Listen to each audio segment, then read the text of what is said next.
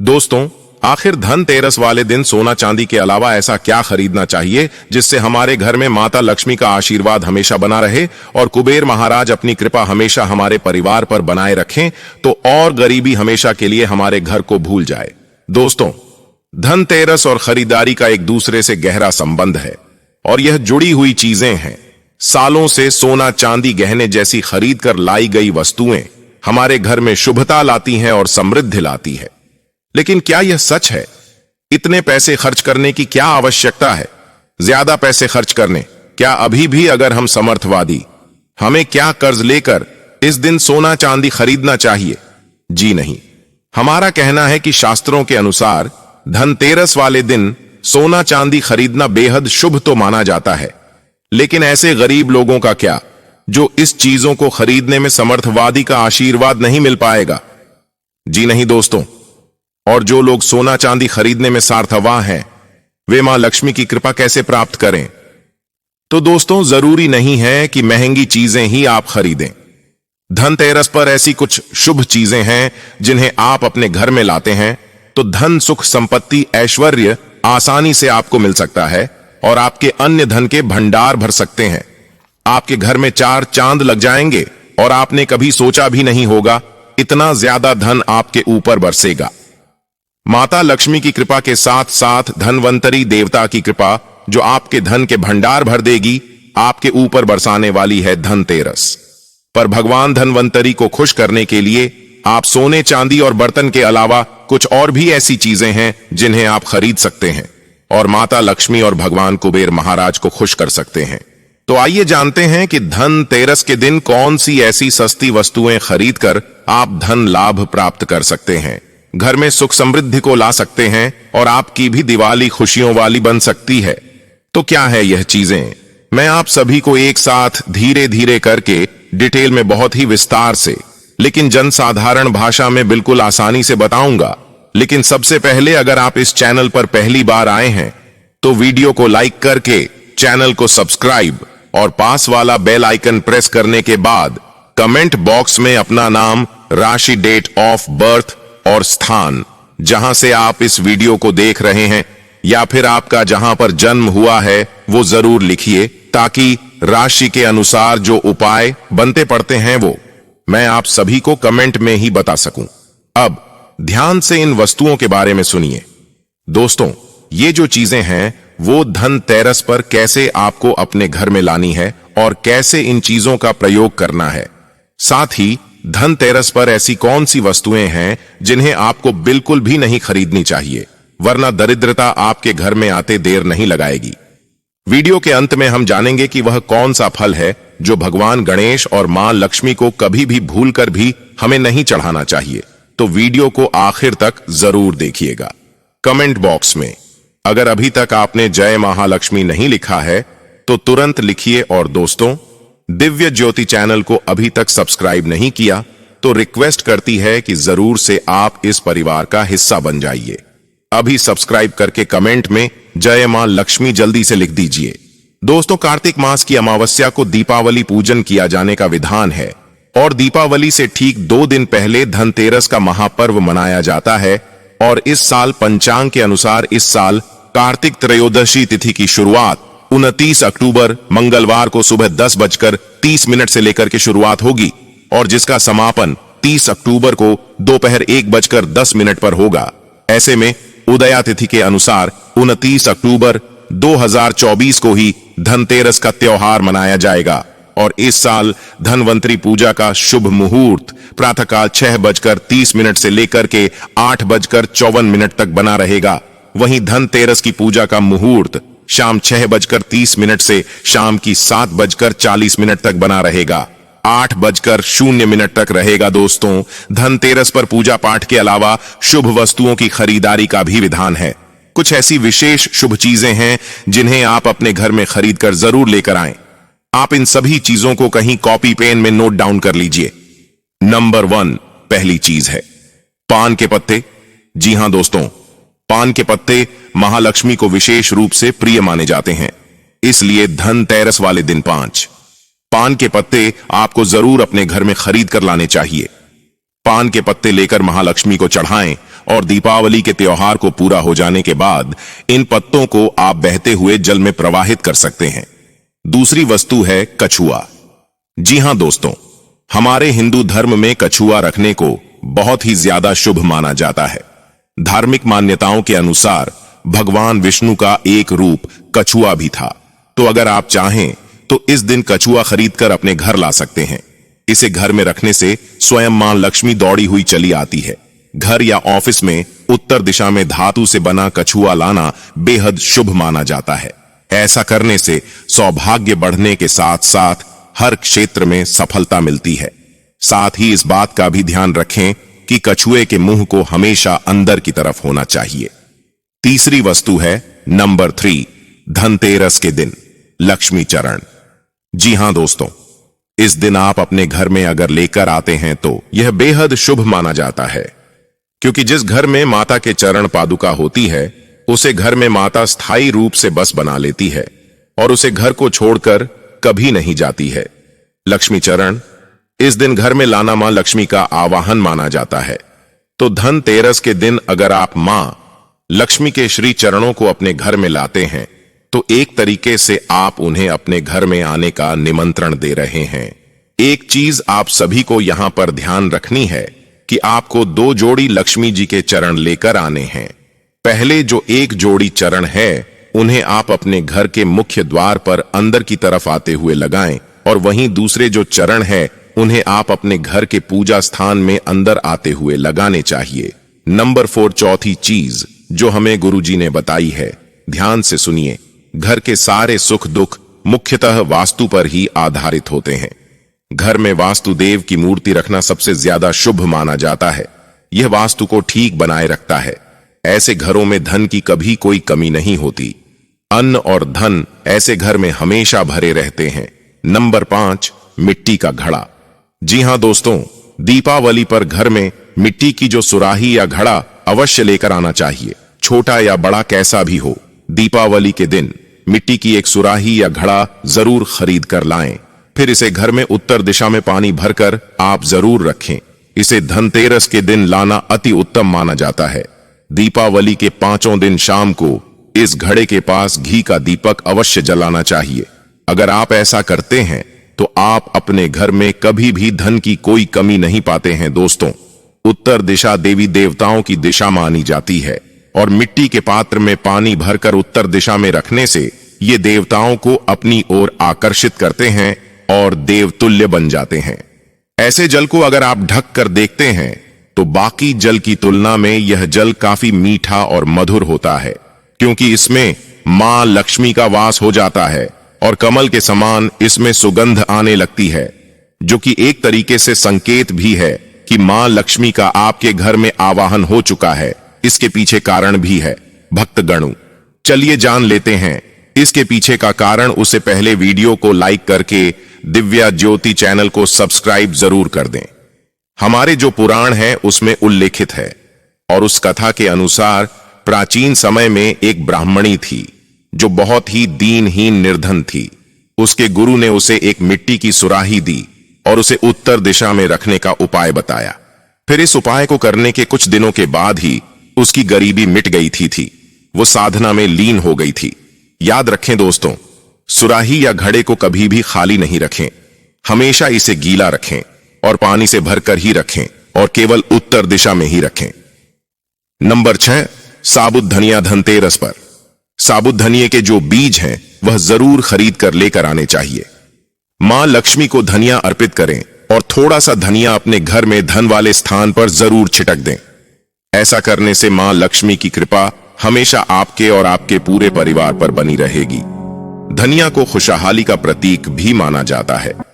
ध्यान रखें कि इस धनिया का प्रयोग खाने में कभी नहीं करना चाहिए। दीपावली के बाद इस धनिये को आप चाहें तो गाय को खिला सकते हैं। धनतेरस के दिन धनिया लाना बहुत ही ज्यादा शुभ और मंगलकारी माना जाता है। दोस्तों, मैं खुद भी यही खरीद कर लेकर आता हूं। इससे भगवान धनवंतरी की कृपा जरूर प्राप्त होती है। साक्षात धनिया को भगवान धनवंतरी का प्रतीक माना जाता है, इसलिए थोड़ा सा धनिया इस दिन अपने घर में किसी गमले में भी उगाना चाहिए और उगा हुआ धनिया पूरे परिवार को खाना चाहिए। इससे जीवन में धन की कभी कोई कमी नहीं आती है और हमेशा आपका मस्तिष्क शांत बना रहता है। घर में सकारात्मकता बनी रहती है। लड़ाई झगड़े से आप दूर बने रहते हैं। लेकिन याद रखें कि धनतेरस पर लाया गया धनिया गमले में उगाया जा सकता है, लेकिन किसी दूसरे व्यक्ति को कभी नहीं देना चाहिए। नंबर 7, सबसे सस्ती चीज आप सभी को बताता हूं। इस दीपावली पर आप इसे जरूर अपने घर ला सकते हैं। वो है कमल गट्टे। यह सबसे सस्ते हैं, जरूर मिल जाएंगे, लेकिन मूल्यवान सबसे ज्यादा है। यह सबसे ज्यादा शुभ फल देंगे। जी हां दोस्तों, केवल 1 रुपए के कमल गट्टे आपकी बरसों की गरीबी को मिटा सकते हैं। हमारे पुराणों के अनुसार कहा जाता है कि कमल के 5 अंगों में देवी लक्ष्मी का वास माना जाता है। मां को कमल बेहद पसंद है और हरे रंग में वो वास करती है, लेकिन उन्हें सर्वाधिक प्रिय है लाल रंग का कमल। और कमल का जो बीज है अर्थात कमल गट्टा यहां लक्ष्मी को आकर्षित करने का कार्य करता है। दोस्तों, 8वीं सबसे खास चीज बताने जा रहा हूं। देखिए, यह बात तो आप सभी को पता होगी कि दीपावली के अवसर पर नए चावल की फसल तैयार हो जाती है और इसे ही धान से जो खील होती है में देवी लक्ष्मी का वास माना जाता है। मां को कमल बेहद पसंद है और हरे रंग में वो वास करती है, लेकिन उन्हें सर्वाधिक प्रिय है लाल रंग का कमल। और कमल का जो बीज है अर्थात कमल गट्टा यहां लक्ष्मी को आकर्षित करने का कार्य करता है। दोस्तों, 8वीं सबसे खास चीज बताने जा रहा हूं। देखिए, यह बात तो आप सभी को पता होगी कि दीपावली के अवसर पर नए चावल की फसल तैयार हो जाती है और इसे ही धन से जो खील होती है वो तैयार की जाती है। इसलिए धनतेरस पर खील बतासे आप अपने घर जरूर लेकर आएं। ध्यान रखें कि आप हमेशा नए बतासे ही लाएं। पुराने खरीद कर रखे हुए बतासे नहीं चढ़ाएं। नए खील बतासे धनतेरस पर घर पर लेकर आना और इन्हें मां लक्ष्मी को चढ़ाना सबसे ज्यादा शुभ माना जाता है। इससे कभी भी धन धान्य की कोई कमी नहीं होती है। नंबर 9, जी हां दोस्तों, ज्योतिष शास्त्र के अनुसार धनतेरस के दिन घर में 10 रुपए का नमक का जो पैकेट होता है वो अवश्य खरीद कर लेकर आएं। इस दिन नमक खरीदने से घर में सुख समृद्धि का वास होता है और व्यक्ति के जीवन में कभी भी आर्थिक तंगी नहीं रहती है।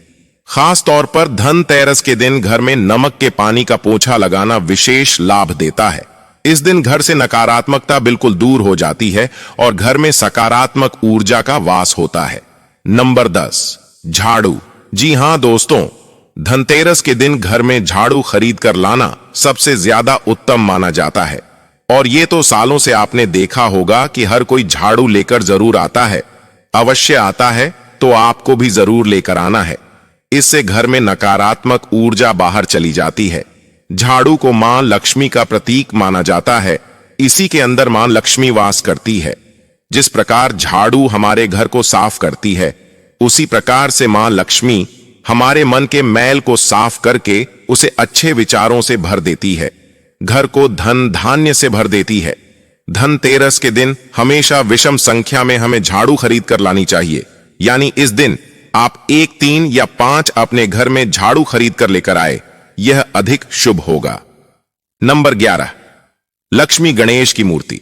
जी हां दोस्तों, धनतेरस के दिन अक्सर लोग अपने घर में ये चीजें जरूर लेकर आते हैं क्योंकि यह शुभ होती है। गणेश जी की मूर्ति तो अवश्य लेकर आनी चाहिए और एक साथ अगर आप इन दोनों की मिट्टी की प्रतिमा मूर्ति लेकर आएं तो यह और ज्यादा शुभ मानी जाती है। धनतेरस के दिन गणेश लक्ष्मी की प्रतिमा लाना आपके लिए घर में सुख समृद्धि लेकर आने जैसा है।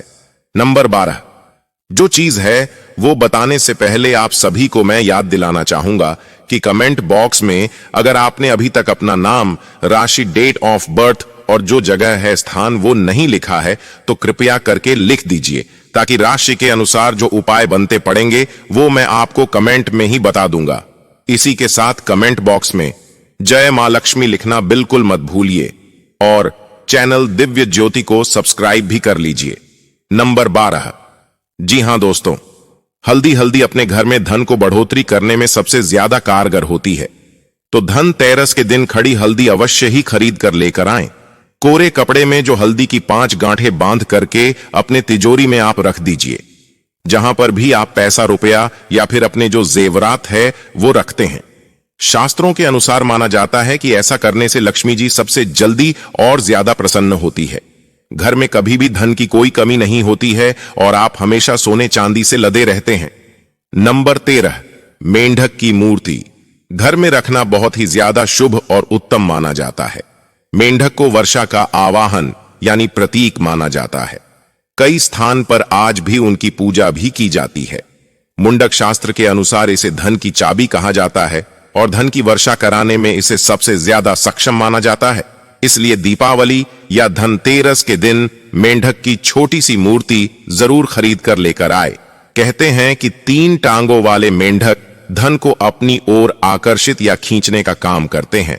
तो वास्तु के अनुसार 3 टांगों वाला मेंढक काफी ज्यादा भाग्यवर्धक माना जाता है।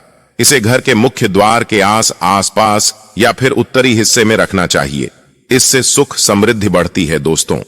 नंबर 14, धनतेरस के दिन दक्षिणावर्ती जो शंख है उसे खरीद कर लाना भी बहुत ही शुभ माना जाता है। जब देवता और असुरों के बीच समुद्र मंथन हुआ, उस दौरान जो 14वां रत्न निकला था उसे ही शंख कहा जाता है। शंख में सबसे श्रेष्ठ दक्षिणावर्ती जो शंख होता है उसे ही माना जाता है। इस दिन शंख को घर में रखने से धन धान्य की कभी कमी नहीं होती है। शंख संहिता में दक्षिणावर्ती शंख कल्प के बारे में भी लिखा गया है। जब व्यक्ति हर तरफ से दरिद्रता और गरीबी में या फिर किसी भी कर्ज में फंस जाता है, चारों ओर से निराश और व्यापार में असफल होता है, आर्थिक उन्नति बिल्कुल रुक जाती है, हर जगह से विफलता नजर आती है, तब दुनिया में एक आर्थिक उन्नति का आध्यात्मिक उपाय सिर्फ और सिर्फ दक्षिणावर्ती शंख को माना जाता है। अगर आप दक्षिणावर्ती शंख से अपने घर में भगवान शालिग्राम जी ऊपर या फिर मां लक्ष्मी की जो मूर्ति है उसके ऊपर अभिषेक इसी शंख के माध्यम से करते हैं तो यह सबसे ज्यादा उत्तम फल की आपको प्राप्ति कराता है। यह अभिषेक आप गंगा जल या फिर सादे जल से भी कर सकते हैं। फिर इसके जो बचे हुए पानी है उसको आप पूरे घर में छींटे मार दीजिए। इससे आपके घर में कभी भी कंगाली नहीं आती है। तो दोस्तों, ये थी कुछ चीजें जिन्हें आप धनतेरस के दिन अपने घर में खरीद कर ला सकते हैं। एक चीज बताऊंगा जो आप कभी भी इस दिन अपने घर में खरीद कर मत लेकर आइएगा, वो है चीनी मिट्टी की चीजें। चाहे वो कोई भी बर्तन हो या फिर सजाने की कोई चीज हो, कुछ भी ऐसी चीज जो चीनी मिट्टी से बनी हो, वो धनतेरस के दिन आप बिल्कुल भी खरीद कर मत लेकर आइएगा, क्योंकि यह आपके घर में गरीबी को निमंत्रण देते हैं, घर में क्लेश करवाएंगे, आपके घर में नकारात्मकता को बढ़ाने का काम करते हैं। तो यह चीज आपको बिल्कुल भी अपने घर में खरीद कर लेकर नहीं आनी है। अब मैं एक ऐसी चीज आपको बताता हूं जिसे आप सबसे पहले धनतेरस वाले दिन जो महालक्ष्मी है उसे अर्पित कर दें और उसके बाद आप उसे स्वयं ग्रहण कर लें। तो वो कौन सी चीज है, ध्यान से सुनिए।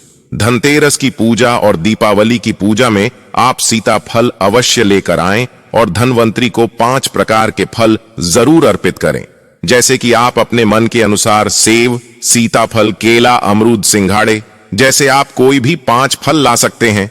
उन्हें पहले आप महालक्ष्मी को चढ़ाएं और उसके बाद स्वयं ग्रहण कर लें। ध्यान रखें कि नाशपाती कभी भी अर्पित नहीं करनी चाहिए। जी हां, ध्यान से सुनिए, नाशपाती कभी भी मां लक्ष्मी को अर्पित नहीं की जाती है। हमारे शास्त्रों के अनुसार जो व्यक्ति धनतेरस और खास तौर पर दीपावली पर सीताफल खा लेता है उसके जीवन में कभी भी धन धान्य की कोई कमी नहीं होती है। सीताफल में साक्षात मां लक्ष्मी का वास या आशीर्वाद होता है, इसलिए इस दिन आप सीताफल अवश्य खा लीजिए। धनतेरस और दीपावली के दिन आप गन्ना भी खरीद कर अपने घर लेकर आएं और उसे आप सबसे पहले अर्पित करें और उसके बाद पूरे परिवार के साथ स्वयं भी ग्रहण करें। इसी के साथ एक और चीज आप सभी को बताऊं, 5 अलग अलग रंगों की जो मिठाइयां होती हैं वो मां लक्ष्मी को जरूर अर्पित करें। इससे मां लक्ष्मी सबसे जल्दी प्रसन्न होती है।